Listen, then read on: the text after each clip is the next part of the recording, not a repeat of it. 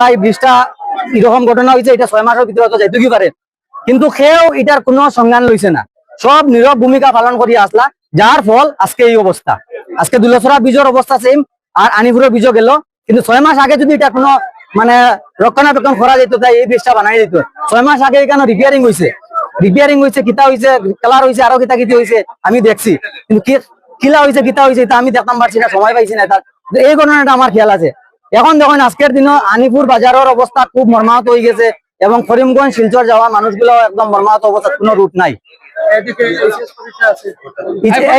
পরীক্ষা দুইটা, আমরা এখানে 2-3টা বড় স্কুল আছে, আলিকরা আছে, আদর্শ আছে, তারপরে নারায়ণনাথ, 3টা স্কুলে আমরা এখানে প্রায় 3000 ভেরাটুকু স্কুল আছে, 4টা স্কুল আনিপুর বাজারের ভিতরে আছে।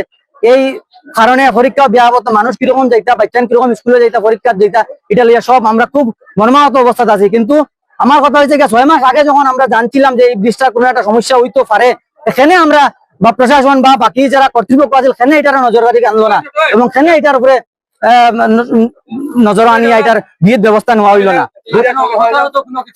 হতাহত 3জন আমরা টানিয়া বার করছি, একজন খুব স্ক্রু পাইছে, কোমরও ফাটানি হয়েছে, আরো 2জন মানে নর্মাল অবস্থা। এখনো পর্যন্ত আর কোনো ক্যাজুয়ালিটির খবর পাইছি না, আর নিচে আছে কিনা আমরা জানি না। মহিলা একজন নিচে আমরা টানিয়া